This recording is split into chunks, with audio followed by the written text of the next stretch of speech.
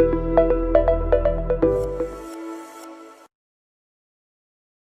kính chào quý vị và các bạn. Chào mừng quý vị và các bạn đã đến với Tài chính quốc tế cuối tuần số 28, số khép lại cho tuần từ 16 cho đến 22 tháng 8 và mở ra những lưu ý cho tuần mới từ 23 cho đến 29 tháng 8. Thưa ông Trần Khắc Minh, đúng như ông đã lưu ý, thì tuần vừa qua, cuộc họp FOMC đã gây biến động khá mạnh trên thị trường tài chính, cũng như là chỉ số DXY đã tăng vọt. Vậy tuần cuối cùng của tháng 8 này có cần lưu ý sự kiện nào diễn ra hay không thưa ông? Vâng, trong tuần vừa qua thì ngoài các thông tin kinh tế quan trọng được công bố thì chúng ta được chứng kiến cuộc họp của Ủy ban Thị trường mở, viết tắt là FOMC, đã đưa ra biên bản và phản ứng của thị trường như tôi đã dự tính ở số trước là sẽ làm cho đồng USD mạnh lên. Thì biên bản này có hàm ý là sẽ sớm tiến hành thu hẹp chính sách tiền tệ đang nới lỏng của Fed. Vậy thì tuần này, tuần tiếp theo này, chúng ta cần hết sức lưu ý vấn đề gì? Ngoài các thông tin kinh tế mà chúng ta cần theo dõi theo lịch, thì tôi đánh giá hội nghị Jackson Hole sẽ rất quan trọng. Hội nghị này sẽ diễn ra từ ngày 26 đến ngày 28 tháng 8 tại Kansas City, bang Wyoming. Đặc biệt nữa là năm nay hội nghị này sẽ diễn ra theo dạng ảo, tức là trực tuyến, do rủi ro về dịch Covid đang tăng lên ở khu vực diễn ra hội nghị. Các khách mời đến để tham gia sẽ không trực tiếp tham gia như các hội nghị đã diễn ra trước đây, mà sẽ theo dõi online. Hội nghị này được mong đợi như là một sự kiện quan trọng nhất trong mùa hè năm nay của Cục Dự trữ Liên bang Hoa Kỳ. Nó có thể đánh dấu một bước ngoặt rất quan trọng về chính sách tiền tệ của Cục Dự trữ Liên bang sắp tới. Nó được chờ đợi bằng phát biểu của ông Thống đốc Cục Dự trữ Liên bang Mỹ Jerome Powell.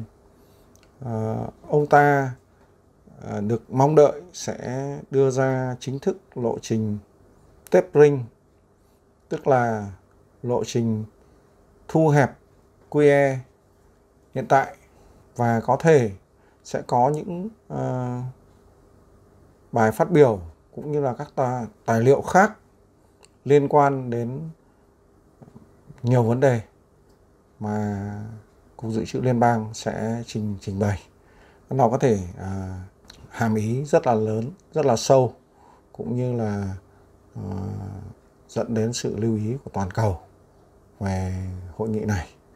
Do đó, với chúng ta cũng cần hết sức lưu ý với những bài phát biểu không chỉ riêng của ông Jerome Powell mà của các thành viên của Fed khác trong hội nghị này. Nó có thể là như là một hàm ý chỉ dấu trước cho các tiến trình, các bước đi tiếp theo về chính sách tiền tệ của Cục Dự trữ Liên bang Mỹ trong giai đoạn sắp tới. Đó là những điều tôi lưu ý về phân tích cơ bản trong tuần này, trong tuần tiếp theo này. Như những dự báo từ tuần trước, các thị trường tiền tệ như là Euro USD, đồng yên Nhật USD hay là các thị trường hàng hóa như vàng, dầu thô đều đã và đang dịch chuyển đúng theo xu hướng mà ông đã lưu ý. Vậy thưa ông, chúng ta sẽ có những lưu ý như thế nào trong tuần này ạ? Vâng, tiếp theo tuần trước, chúng ta tiếp tục quan sát và đưa ra những đánh giá trong tuần này cho sức mạnh đồng đô la Mỹ cũng như một số cặp tiền hàng hóa mà chúng ta vẫn thường theo dõi. Đầu tiên, chúng ta phân tích chỉ số DXY hay còn gọi là USD Index. Chỉ số này thì chúng ta đã dự báo từ tuần trước là sẽ đi lên, và đúng sự thực thì tuần này đã đi lên khá mạnh. Nhìn vào đồ thị trung hạn, tức là đồ thị tuần, chúng ta thấy chỉ số này đang hướng về khu vực 94.79 cho đến 96.53 trong trung hạn. Theo như mô hình giá đã hình thành, đó là mô hình vai đầu vai ngược. Mô hình này là rất hiệu quả trong phân tích kỹ thuật. Nhìn vào đồ thị ngắn hạn là của DXY Daily thì chúng ta thấy rằng là có thể ngay đầu tuần thì chỉ số này có thể điều chỉnh nhẹ giảm xuống.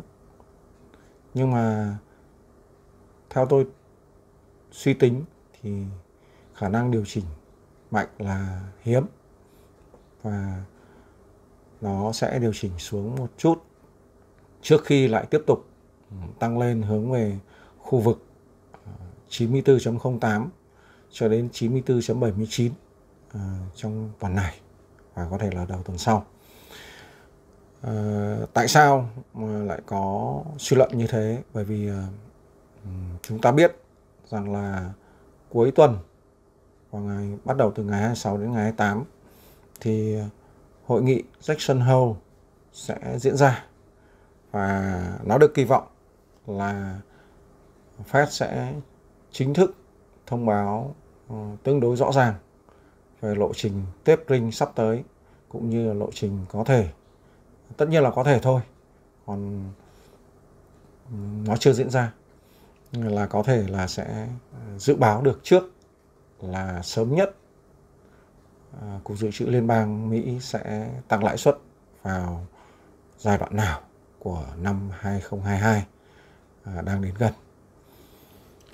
Như vậy thì đánh giá là sức mạnh đồng đô la Mỹ, hay còn gọi là chỉ số DXY, vẫn tiếp tục tăng trưởng.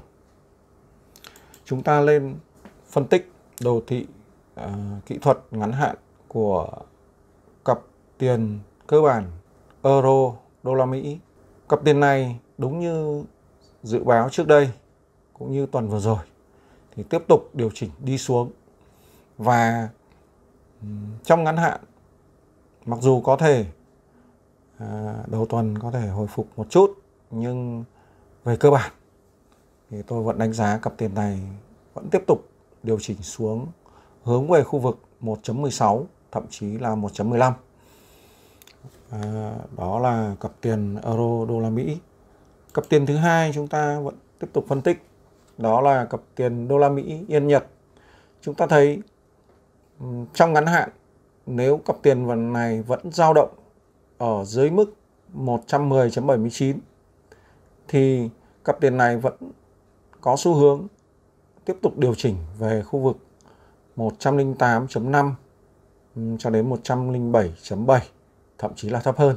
Vì cặp tiền này cho dù dao động khá là khó chịu, nhưng về cơ bản thì nó vẫn đang điều chỉnh đi xuống, đúng như chúng ta đã phân tích từ nhiều tuần trước cho đến bây giờ.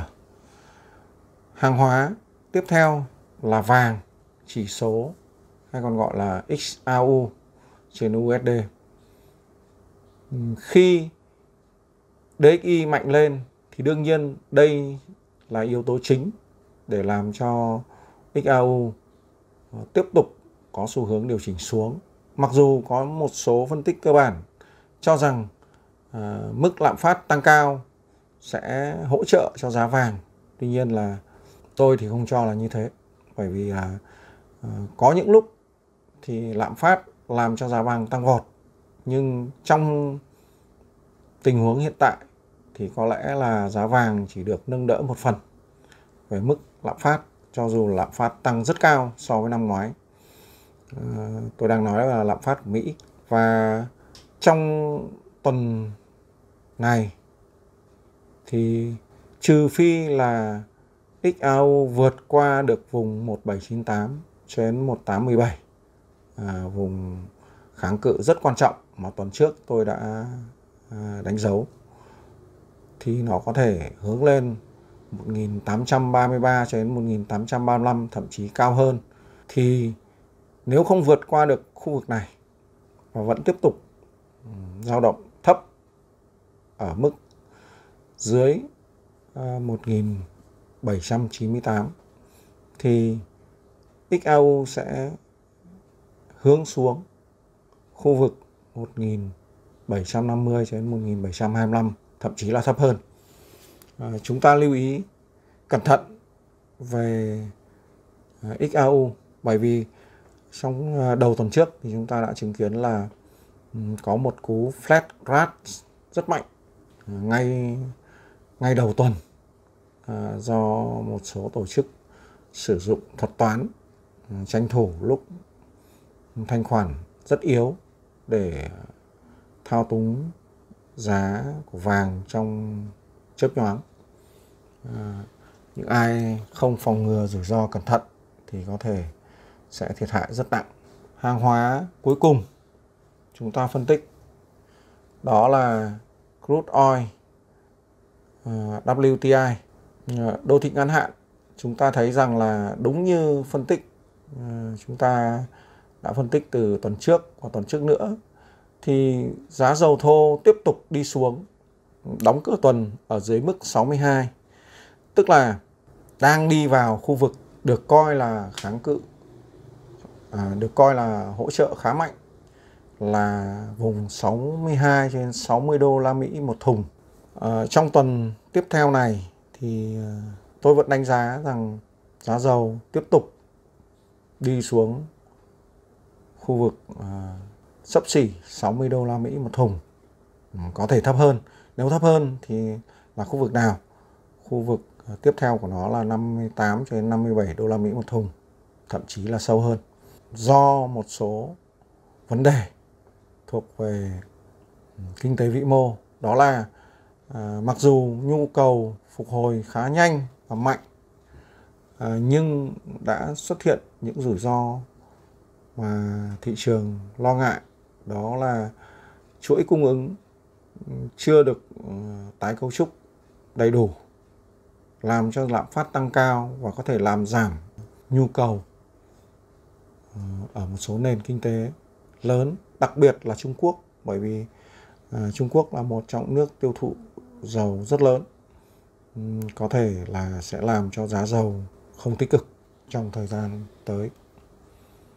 Đó là những gì chúng ta thường phân tích.